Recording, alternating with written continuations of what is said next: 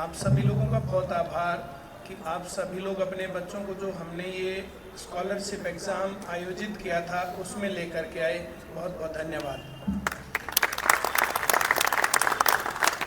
हमारे बीच में इंदू वलेचा जी, संजीव वलेचा जी, ये पार्षद हैं हमारे ही वार्ड के और बहुत सहयोगी आदमी हैं। जब भी हमें ज़रूरत होती है तो हमेशा तैयार रहते हैं। मैंने कॉल किया था, कॉल पर जो है अवेलेबल है, हमेशा ही कॉल पर ही सारे काम भी कर देते हैं। इनके पास कभी जाने की जरूरत नहीं पड़ती है काम के लिए। वैसे मिलना जुलना इन लोगों के साथ होता रहता है। जोरदार तालियों से एक बार स्वागत करें। Thank you. बबीता मैम की कुछ बातें मैंने सुनी और कुछ बातें नहीं भी सुनी। बीच में पहले भी कुछ बातें हुई होंगी, कुछ बातें मैं भी फील करता हूँ।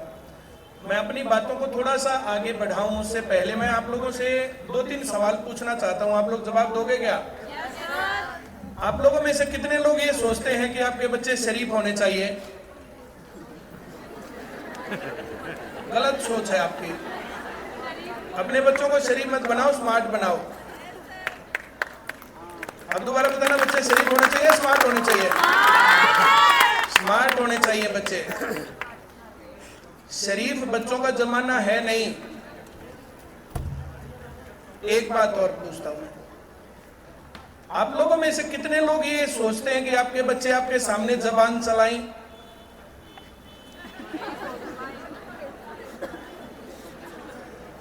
सबसे पहले बच्चा बोलना घर पे ही सीखता है। बच्चे ने जैसे ही बोला चुप, पापा का तो ये मामला 100% ही होता है, माँ का भी बहुत ही होता है। और पापा का टेरर बिठाने में माँ का योगदान सबसे ज्यादा होता है। ठीक आ जाएगा तेरा पापा, फिर बताऊंगी तेरे। पापा को पापा नहीं बना के रखते, राक्षस बना के रखते हैं। जैसे ही जो आया और उसने दांत निकाले। अपने घर में माहौल ऐसा बनाओ कि वो आप लोगों को अपने मन की बात बताए। अब जमाना वो नहीं रह गया है कि वैसा ही चलना है। बाप ने जहां खेती की, बेटे ने भी वही खेती की, उसके बेटे ने भी वही खेती की और उसके बेटे ने भी वही खेती की। बाप के पास 25 बीघे जमीन थी, बेटे के जो 2 बेटे हो गए तो 12.5 हो गए, उनके तो 2 हो गए तो 6.5 हो गई। एक आधा किला खरीद लिया, एक आधा किला बेच दिया। तो जीवन अब ये नहीं है। जीवन में बहुत कुछ सीखने को है। सबसे पहला काम, बच्चा अगर घर में माँ बाप के सामने अपनी बातें रख सकता है तो वो बाहर रख लेगा। वो घर में ही नहीं रख सकता, फिर बाहर कहाँ बोलेगा? अगर आप ये सोचते हो कि आपका बच्चा अपने मन की बातें बताए, बाहर जाकर के अपने आप को रिप्रेजेंट करे, बोले, तो वो घर में बोलना सीखेगा पहले। तो अपने बच्चों को बात करने से कभी मत रोको। मेरे को जो ना, मुझे याद आती है, मेरे पापा, चाचा और मैं, अक्सर हमारी बात होती थी और फिर वे क्या बोलते थे, बोला तू बाप है हम है। बाप तो तुम हो पर बात मेरी सही है। ऐसा थोड़ी हो सकता कि बाप ही होगा तो ही बात सही होगी। बच्चे की बात सुनने में कहाँ दिक्कत है? और आप उसको लॉजिकली समझाओ। बाप होने के डर से या माँ होने के डर से मत समझाओ कि चुप, हम जैसा कह रहे हैं वैसा करो। नहीं, आप जैसा कह रहे हो बच्चे को लॉजिक समझाओ, तब आपका बच्चा कामयाब इंसान बनेगा। अगर आप उसको दबाना सिखाओगे तो वो समाज, सोसाइटी में भी जाके दबेगा फिर, और उसको हर जगह पर उत्पीड़न का शिकार होना पड़ेगा। अपने बच्चे को स्मार्ट बनाओ, अपने बच्चे को प्रेजेंटेबल बनाओ, अपने बच्चे को बोलना चलना सिखाओ कि हाँ वे बोले चले, लोगों से मिले जुले। अपने बच्चों को बोलना चलना नहीं सिखाओगे तो फिर कहाँ दिक्कत, फिर तो मामला गड़बड़ हो जाएगा। तीसरे नंबर पर जो बात मुझे करनी है कि जो ये पढ़ाई लिखाई है, ये जो बहुत आज्ञाकारी बच्चे होते हैं, सीधे सुबह उठे, अपने आप सारे तैयार हो गए, भाग के जाके स्कूल में पहुंच गए, वहां भी टीचर्स का अप्रिसिएशन लिया, फिर वापस घर पहुंच गए, आते ही होमवर्क कर दिया, फिर ट्यूशन पर भी चले गए, ट्यूशन का भी काम बढ़ गया। ऐसे लोग बाद में चल के रटन तू तोते ही बनेंगे। उन लोगों से प्रेशर हैंडल कभी नहीं होगा, उनसे जीवन में स्ट्रेस हैंडल कभी नहीं होगा। ऐसा कौन आदमी जो ये सोचता कि जीवन में अप्स और डाउन्स नहीं आएंगे? किसी भी आदमी के सामने टफ जीवन नहीं होगा। सिचुएशंस जैसा हम सोचते हैं उसके अलावा नहीं चलेंगी। तो उस टाइम पर जो बच्चे बदमाश होते हैं ना, एक आधी बार स्कूल में से चले गए, एक आधी बार नहीं भी चले गए, एक आधी बार फिल्म भी देखा, एक आधी बार जो है घूमने चले गए, एक आधी बार दोस्तों के साथ मंडली कर ली। आजकल बच्चों ने हंसना, खेलना, कूदना, बोलना छोड़ दिया। अपने बचपन को सोचो और आजकल के बच्चों के बचपन को सोचो। हम लोग जो छुपम छुपाई, पकड़म पकड़ाई, काई डंका, पता नहीं कितने प्रकार के गेम खेलते थे, जिसके अंदर कितना ज्यादा उत्साह होता था और हर तरफ की टेंशन खत्म। किसी को घर जाकर के पिटना भी ना, तब भी वहां खेलते रहते थे, कोई बात नहीं घर जाके थोड़ा सा पिट लेंगे, अब तो एंजॉय करें पूरा। लेकिन आज के टाइम पर क्या कहानी है, पेरेंट्स आप जी जी करके बात करते हैं और ऐसा करने के बावजूद भी बच्चे स्ट्रेस में हैं, बच्चे दिक्कत में हैं, तो ये बहुत बड़ी गड़बड़ है। अपने बच्चे के लिए ऐसा माहौल मत बनाओ कि वो स्ट्रेस पूर्ण रहे। हम लोगों ने स्कूल की पढ़ाई शुरू की, ये पहला साल था। कुछ टीचर्स हमारे नए आए, कुछ टीचर्स पुराने थे। जो नए टीचर्स थे, हाँ जी सिलेबस हम बहुत ज्यादा अच्छे तरीके से पढ़ा रहे हैं तो सिलेबस पेंडिंग है, हम बहुत ज्यादा अच्छे तरीके से पढ़ा रहे हैं तो सिलेबस पेंडिंग है, हम बहुत ही ज्यादा अच्छे तरीके से पढ़ा रहे हैं तो सिलेबस पेंडिंग है। सिलेबस अच्छे तरीके से पढ़ाया जा रहा है इसके लिए सिलेबस पेंडिंग है, ये मामला नहीं है। टीचर को पढ़ाना कम आता है, मामला ये है। वही सिलेबस बबीता मैम ने 2 महीने में करवा दिया, वही सिलेबस हमारे पास ही जो टीचर थे उनसे 1 साल में पूरा नहीं हुआ। उनके साथ हमने बैठ करके उनको डिस्कस किया, बताया, समझाया। जैसे टीचर्स दिक्कत है एक बहुत बड़ी, हर जगह पर अच्छे टीचर है नहीं, हम लोगों को टीचर्स चाहिए हैं। रोज डिमांड निकाले रहते हैं, 10 जने आते हैं, 3 जने सिलेक्ट होते हैं, 1 जना टिकता है, 2 भाग जाते हैं। कारण जिस तरीके से बच्चे को कामयाब बनाने के लिए पढ़ाया जाना चाहिए उतना नॉलेज टीचर्स के पास नहीं है, उसके चलते टीचर्स बहुत ज्यादा लगातार बदलते हैं। बच्चों का जीवन ऐसा नहीं कि जो उनको ऐसे ही निपटा दिया जाए। अब जो है 3री, 4th, 5वीं क्लास के बच्चे, उनके पास काफी टाइम है कि उनको जो है अच्छा नॉलेज दिया जा सकता है, लेकिन उनके करियर के लिए टीचर्स को स्टेबल करके और अच्छे टीचर ना हो फिर कैसे काम चलेगा। तो बच्चों का एक बहुत बेहतर फ्यूचर के लिए हम लोग काम कर रहे हैं और ये जो स्कॉलरशिप एग्जाम है, बच्चों को एक्सपोजर मिले, पेरेंट्स को एक्सपोजर मिले, इस प्रकार से टीचिंग पर डिस्कशन नहीं होते। आप कितनी बार टीचिंग के इस प्रकार के डिस्कशंस में गए, आप जरा बताइए। कितनी बार ये बताया गया कि पेरेंट्स को क्या करना चाहिए, माँ को क्या करना चाहिए, बाप को क्या करना चाहिए। हमारे पास जितने बच्चे पढ़ते हैं, हम 1 महीने में 1 बार इस प्रकार की पीटीएम जरूर करते हैं और अपने पेरेंट्स को, जो बच्चों के पेरेंट्स हैं, उनको बुला करके उनके साथ डिस्कस करते हैं कि बच्चा घर पे क्या कर रहा है, यहाँ क्या कर रहा है, बच्चे के अंदर क्या गड़बड़ हो सकती है, बच्चे की 6ठी, 7वीं, 8वीं का बिहेवियर क्या होगा, बच्चे का 9वीं, 10वीं क्लास में पहुंचने पर बिहेवियर क्या होगा, 11वीं, 12वीं का बच्चा किस प्रकार का बिहेव करेगा, उसके आगे बच्चा किस प्रकार से होना चाहिए, और बच्चों को कैसे पेरेंटिंग दें, हम कैसे उसको समझाएं कि इस प्रकार की शिकायत ना आए और बच्चों का मामला बिगड़े ना। तो हम लोग इस प्रकार की चीजें जो साइकोलॉजिकल तरीके हैं, उन तरीकों को हमने खूब पढ़ा। बबीता मैम ने बहुत साइकोलॉजी पढ़ाई है। बबीता मैम को जो कहा जा सकता है कि देश की सबसे अच्छी साइकोलॉजी की टीचर है, सबसे अच्छी हिस्ट्री और पॉलिटिकल की टीचर है। पेरेंट्स के साथ हम लोग लाइव टच में रहते हैं, बातचीत में रहते हैं। टीचर्स को जो है लगातार उनकी क्लास को मॉनिटर करके, बच्चों को मॉनिटर करके, बच्चों को भी हम लोग जो है लगातार देखते हैं कि किस प्रकार से बच्चे जो है बिहेव कर रहे हैं, बच्चों के बिहेवियर में कहाँ गड़बड़ है, किस प्रकार से उसको सही करें और किस प्रकार से उसको जो है सही रास्ते पर लेके जाए, और क्या बच्चे के बिहेवियर में विचलन है। 9वीं क्लास में जाकर के बच्चा क्या बिहेव करेगा और 8वीं में क्या बिहेव करेगा, अगर पहले से पता है और फिर कैसे उसको कंट्रोल करना है ये पता है, तो फिर उसको आसान काम हो जाता है। सबसे इंपॉर्टेंट एज है बच्चे की 8वीं, 9वीं और 10वीं क्लास। 8वीं क्लास में बिगड़ने की शुरुआत, 9वीं क्लास में बिगड़ना है या सुधरना है, और 10वीं क्लास में उस पर मोहर लग जाती है। 10वीं क्लास में जाकर के जो बच्चा बिगड़ लिया ना, उसको कोई माइका लाल वापिस अपने रास्ते पर ला नहीं सकता। ये बहुत ज्यादा ध्यान रखने की उम्र है। 8वीं, 9वीं, 10वीं क्लास में अपने बच्चे को किसी भी प्रकार से गलत संगत से, गलत रास्ते से बचा जाना है। बच्चा अगर पढ़ता जा रहा है सही तरीके से, तो फिर वो बचने के चांस ज्यादा है। दिक्कत क्या होती है, कोई 6ठी में या 7वीं में या 8वीं में किसी एक क्लास में एक टीचर किसी भी बच्चे को ऐसा मिल जाता है जिसके कारण वो सब्जेक्ट अच्छा लगना बंद हो जाता है, उस सब्जेक्ट को पढ़ना बंद कर देते हैं बच्चे। फिर वहां से जो है गड़बड़ स्टार्ट होती है। अब कैसे सुधारें, तो बच्चों को जो पढ़ाई है टीचर्स के साथ, बच्चे के साथ जाकर के टाइम देना चाहिए। सिर्फ पैसे देने से बात नहीं बनने वाली है। एक टाइम था सरकारी स्कूल में बच्चा करवाया, सरकारी स्कूल के टीचर ही अपनी इतनी रिस्पॉन्सिबिलिटी मानते थे कि जिस काम की हम सैलरी ले रहे हैं उतना काम हम पूरा करें और अपने बच्चों को कामयाब बनाते थे। उसके बाद सरकारी स्कूलों का हाल क्या है ये सबके सामने है। फिर प्राइवेट स्कूलों में तो ऑनर सब लोग इस प्रकार से पूरी ताकत लगाते थे कि जो कमियां सरकारी स्कूलों ने छोड़ दी हम लोग ना छोड़े और हम लोग अच्छे तरीके से बच्चों को पढ़ाएं। लेकिन आज टाइम बदल गया है, वहां से आज उस तरीके से जो पढ़ने वाले लोग हैं 12वीं क्लास होने के बाद किस प्रकार से जो है बच्चों को कुछ भी नहीं आता है, हालत देख सकते हो। हमारे पास हर सोमवार को नए बच्चे आते हैं, कभी 10, कभी 20, कभी 30, हर ब्रांच में। तो कुल मिलाकर के जैसे 100-150 ब्रांच हैं, 100 बच्चों में 200-220 बच्चे आ गए तो 2000 बच्चे हर हफ्ते नहीं आते हैं। उन बच्चों का हाल क्या है, जीरो लेवल। वहां से कहाँ जाकर के नौकरी लगते हैं, कामयाब होते हैं। सरकारी नौकरी लगना भारत देश में सबसे आसान काम है और सारे काम इससे हायर स्किल्स की डिमांड करते हैं। बच्चों को कामयाब बनाना है तो उतना ज्ञान उनके पास होना चाहिए, उस ज्ञान का प्रयोग करना भी उनको आना चाहिए। अगर ज्ञान है और यूज नहीं कर सकते तो किताब भी कीड़े बन गए। अगर ज्ञान नहीं है तो फिर यूज कहां से करेंगे।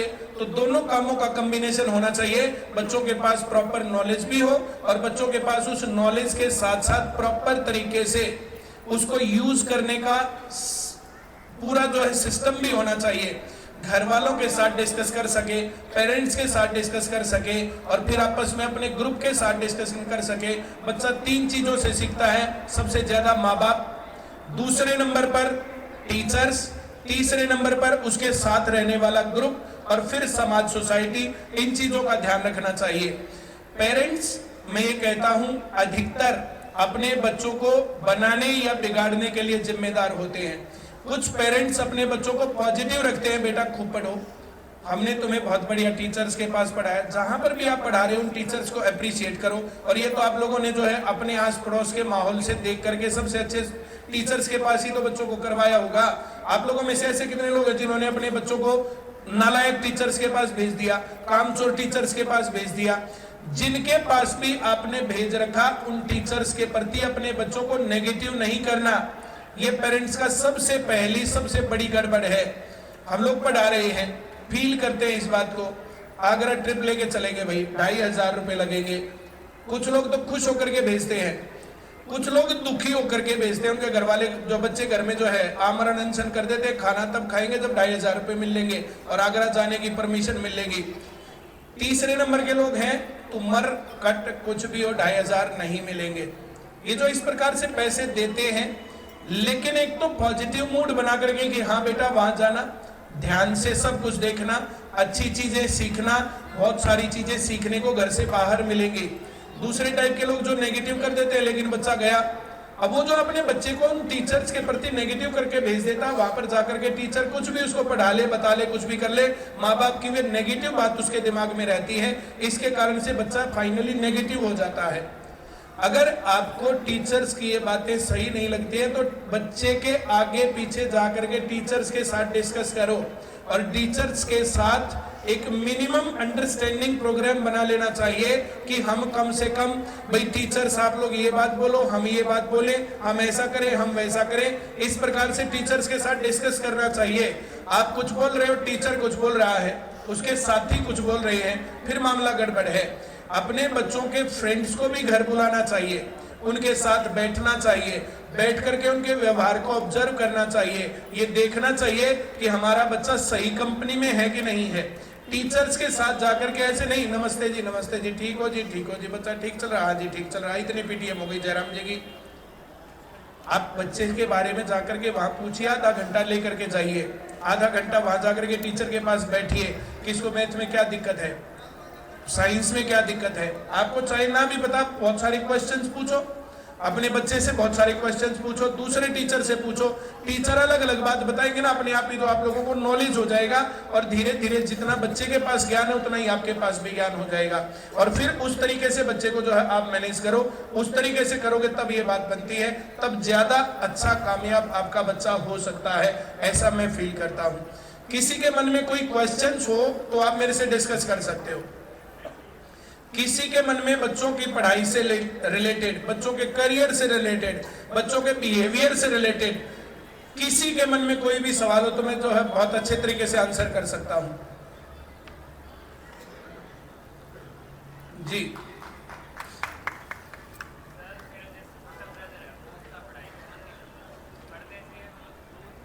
बहुत अच्छी बात है। ये बहुत लोगों की समस्या है। ये कह रहे हैं कि मेरा छोटा भाई है, उसका पढ़ने में मन नहीं लगता, पढ़ने के से वो भागता है। जिस बच्चे का पढ़ने में मन ना लगता हो और वो पढ़ने से भागता हो, उसको सबसे पहला काम जो सारी सुविधाएं दे रखे ना, सुविधाएं देनी बंद करनी चाहिए। एक आदमी कहीं पर भी जाकर के काम करता है, सैलरी लेता है। एक महिला कहीं पर भी जाती है, काम करती है, सैलरी लेती है, घर में भी रहती है, तो फिर उसको जो है जैसे सैलरी, ऐसा नहीं कि उसको सैलरी नहीं मिलती है, पैसे नहीं मिलते हैं, उसको भी पैसे मिलते हैं, सैलरी मिलती है। ऐसे ही बच्चों को भी जो चीजें मिल रही है ना, तो हर एक आदमी की ड्यूटी है, बच्चे की ड्यूटी है वो अच्छे तरीके से पढ़े। बैठिए आप, थोड़ा सा मैं बोलूंगा इस पर। जब बच्चा घर वालों की बात नहीं मानता है और ये लगता है कि आपके कहने से ये बाहर जा रहा है, तो आप जो भी सुविधाएं बच्चों को दे रहे हो तुरंत प्रभाव से उनको रोकने लग जाओ। एक मिनिमम अंडरस्टैंडिंग प्रोग्राम बच्चों के साथ बैठ करके बनाना चाहिए। कितनी देर पढ़ना है, नहीं पढ़ना है, गलत आदत पकड़नी है, नहीं पकड़नी है, नशे का रास्ता पकड़ना है, नहीं पकड़ना है, इस प्रकार से बच्चों के साथ डिस्कस करना चाहिए। बच्चों के साथ हम लोग डिस्कस नहीं करते हैं। आजकल के बच्चे बहुत स्मार्ट हैं, जितना ज्ञान आप लोगों का उससे ज्यादा ज्ञान हर एक बात के बारे में उनको है। आप लोग ये नहीं सोच सकते हो कि ये बच्चा, इसको कुछ नहीं पता है, हम इसको कुछ नहीं बोलते हैं। अगर आप लोग ऐसा सोचोगे तो फिर आप लोगों को कुछ नहीं पता, फिर मामला गंभीर है आपका। आपके बच्चे को सारी बातों का पूरा ज्ञान है। आप अपने बच्चे के साथ एक एक बात को पूरा डिस्कस करो और फिर उस, जैसे आपका भाई है, अपने पेरेंट्स के साथ और उसके साथ बैठ के डिस्कस करो पूरा कि हाँ भाई साहब 4 साल बाद क्या, 3 साल बाद क्या, 5 साल बाद क्या, एक टारगेट, उस रास्ते पर कैसे पहुंचोगे। आप सभी लोगों ने आज सुबह ये प्रोग्राम बनाया कि हम सम बुधियाल मॉडर्न स्कूल में जाएंगे, हाँ या ना, एक बार जवाब देना इस बात का। आपने सम बुधियाल मॉडर्न स्कूल में जाने का रास्ता चूज किया, तो आपने बीच का रास्ता ट्रैक किया कि मुझे गन्नौर से आना, मुझे पानीपत से आना, मुझे रोहतक से आना, मुझे सोनीपत से आना है, मुझे कच्चे क्वार्टर से आना है, मुझे अशोक विहार से आना है, या कहीं से भी आना है। तो आपके मन में पहला टारगेट था मंजिल, दूसरा था उस मंजिल पर पहुंचने का रास्ता, और फिर आप उस रास्ते पर चले। ऐसे ही बच्चे की बैठ करके काउंसलिंग बोलते हैं इसको, पेरेंट्स काउंसलिंग। पेरेंट्स बैठ के अपने बच्चे की काउंसलिंग करता है, भाई साहब 5 साल बाद कहाँ, 10 साल बाद कहाँ। हम अपने बच्चों के साथ ये बात डिस्कस करते हैं, हम अपने बच्चों को ये सारी बातें बताते हैं। मेरी बेटी यहीं पर बैठी है, यहीं पर बैठ के सुन रही है। ऐसा नहीं कि मैं आप लोगों को कुछ और बात बता रहा हूँ, मैं कुछ और कर रहा हूँ। अगर मैं ऐसा करूंगा तो मेरी बेटी की नजर में सबसे पहले मैं ही गिरूंगा कि मेरे पापा दोगले आदमी हैं, हमारे साथ बिहेव अलग करते हैं, और जो स्टूडेंट्स उनके पढ़ते हैं उनके पेरेंट्स के साथ अलग बिहेव करते हैं, बच्चों के साथ बिहेव अलग करते हैं। मैं जो बातें अपनी बेटी के साथ करता हूँ, जो बातें मैं अपने बेटे के साथ करता हूँ, वही बातें मैं स्टूडेंट्स के साथ भी करता हूँ, वही बातें स्टूडेंट्स के पेरेंट्स के साथ भी करता हूँ। इन लोगों को भी हम साफ साफ बोलते हैं भाई 2, 3, 4 साल हम लोगों की जिम्मेदारी है, हम आपको पढ़ाएंगे, हमारा काम है पढ़ाना, पैसे कमाना, आपका काम है पढ़ना, उस पैसे को यूज करना और वो टारगेट अचीव करना। हम भी टारगेट अचीव करते हैं, ये भी अचीव करते हैं, वैसे ही आप लोगों को भी करना चाहिए और अपनी मंजिल बनानी चाहिए। आप लोग क्या सोचते हो भाई, हम बड़े होने के बाद जहाज में घूम सके, बढ़िया गाड़ी मेंटेन कर सके, बढ़िया घर मेंटेन कर सके। बढ़िया घर खुश जीवन का आधार बिल्कुल नहीं है। बहुत अमीर लोगों के घरों में बहुत ज्यादा बुरा हाल है। हम लोग यहाँ पर नॉर्मल लोग हैं, नॉर्मल लोग हमारा सर्कल है, नॉर्मल ही लोग, सब लोग जो है ऐसे ही बोला, ऐसे हम इसे हमारे सगे, हमारा पूछना उनका जब्बे, इस प्रकार की बातें बोलते थे। अभी सुहानी जो है 11th क्लास कर रही है, इंटरनेशनल स्कूल में पढ़ रही है, स्विट्जरलैंड बोर्ड है, आईबी बोर्ड उसको बोलते हैं, इंटरनेशनल बोर्ड। एक नेक्स्ट लेवल का स्कूल है, मेरे ख्याल से भारत देश का सबसे महंगा स्कूल भी होगा। वहां पर पढ़ाई कैसी हो ये देखने के लिए हमने अपनी बेटी को वहां डलवा रखा है। किस प्रकार से देश में विदेश में पढ़ाई और उसके ऊपर काम हो रहा है, इसके लिए हमने डलवा रखा है। इसके साथ हम रेगुलर डिस्कशन करते हैं और इसको हम बच्चों की क्लास में भी भेजते हैं ताकि बच्चों के साथ एक डिस्कशन हो और ये पता चले कि डिफरेंस क्या है और उस पढ़ाई को यहाँ के वातावरण में हम कैसे डाल सकते हैं, हम बच्चों को किस प्रकार से चीजें बता सकते हैं, पढ़ा सकते हैं। एक बच्चे के नंबर 10% कम है या ज्यादा ही है, बिहेव में जो कोई ज्यादा दिक्कत नहीं देगा। एक बच्चा 1 साल आगे 12वीं करेगा, 1 साल पीछे 12वीं करेगा, इससे फर्क नहीं पड़ेगा। इस बात से फर्क पड़ेगा कि क्या वो कहीं पर जाके अपने मन की बात रख सकता है, क्या वो अपने काम की चीजें ढूंढ सकता है, क्या वो अपने काम की चीजों को पूरा कर सकता है, उसके काम के लोग कौन है, उसके काम के लोग कौन नहीं है, कौन आदमी अच्छे हैं, कौन आदमी अच्छे नहीं है। इस प्रकार से बच्चे को एक व्यवहारिक ज्ञान होना चाहिए, और उस व्यवहारिक ज्ञान में पेरेंट्स काउंसलिंग आती है। उसके अंदर भाई 5 साल बाद तुझे नौकरी करनी है, व्यापार करना है, कोई कारोबार करना है, विदेश में जाना है, बेरोजगार रहना है, नशेड़ी बनना है, कुछ ना कुछ तो काम है। मैं पहले ऐसे बातें नहीं करता था, लेकिन मैंने पिछले कुछ समय से बातें करनी शुरू की है। मैं 2-3 सवाल पूछता हूं, आप लोगों को बड़ा अच्छा लगेगा। एक सवाल का जवाब जरूर देना। आदमी को शराब पीनी चाहिए नहीं? बोलो बोलो बोलो। पीनी चाहिए। जिसको अपना लीवर सड़ाना है उसको दारू जरूर पीनी चाहिए। किसी को लीवर सड़ाना और दारू पीनी नहीं, फिर कैसे सड़ेगा? हम लोगों ने बहुत बड़े बड़े स्टार बना रखे, क्रिकेटर बना रखे हैं। ये जो क्रिकेटर हैं बड़े बड़े, जिनको देख करके जो है ये वो फलाना, वे हमारे बच्चों को जुआ खेलना सिखा रहे हैं।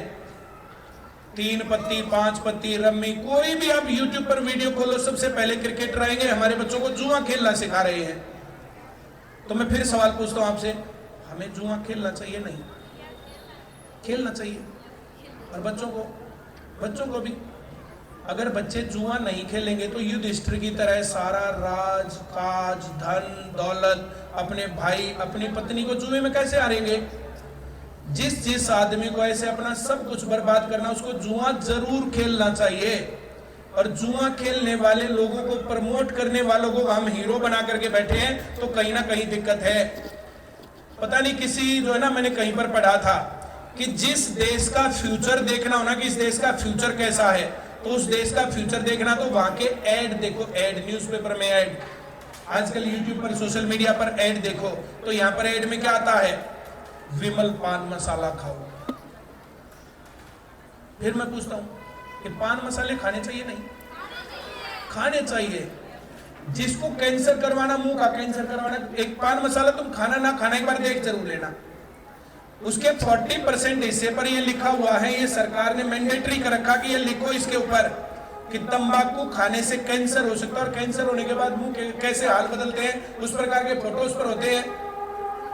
तो जिस आदमी को कैंसर करवाना मुंह का, तो उसे तंबाकू खाना पड़ेगा, नहीं तो फिर कैसे होगा मुंह? फिर ऐसे तो ये होठ सही लग रहे हैं, गाल सही लग रहे हैं, चेहरा चमक रहा है, अब इसके ऊपर कहीं यहाँ फुंसी और यहाँ ये वो, ऐसे जो है जिसको भी करवाना हो खाओ तंबाकू। अपने बच्चों के साथ ही डिस्कस करना चाहिए कि बीड़ी पीनी चाहिए नहीं पीनी चाहिए?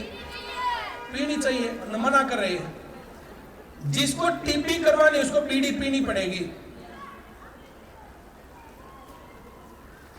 एक बात छोटी सी सोच लो, हम लोग सोनीपत में बैठे हैं, इधर का रास्ता पकड़ेंगे ना जीटी रोड पे तो पानीपत पहुंचेंगे। पानीपत पहुंचने से पहले हमें पता थोड़ी देर बाद हम पानीपत में होंगे। हम लोग अपने मामा के घर जाते हैं, बुआ के घर जाते हैं, माई के महिलाएं जाती हैं, कहीं और जाते हैं, तो हमें पता होता है कि वहां जाने के बाद क्या मिलने वाला है। घर से चले वहां सारे रास्ते का पता है, और उस पूरे रास्ते के दौरान पता होता है कि थोड़ी सी देर में हम कहां पहुंचने वाले हैं। आज हम दारू पिएंगे तो कल को लीवर सड़ेगा, आज हम तंबाकू खाएंगे तो कल को हमारे को कैंसर होगी, आज हम बीड़ी पी रहे तो कल को टीबी होगी। बच्चों के साथ ऐसे बैठ कर डिस्कस करने में क्या दिक्कत है? क्या बच्चों ने लोग तंबाकू खाते नहीं देखे या दारू पीते नहीं देखे हैं? और क्या 9वीं क्लास में 10वीं क्लास में आजकल के बच्चे बियर पीने नहीं पहुंच जाते? और आप लोग क्या सोचते हैं? आप लोग डिस्कस नहीं करोगे तो क्या वे डिस्कस नहीं करते, और क्या वे सारी चीजों को नहीं देखते हैं?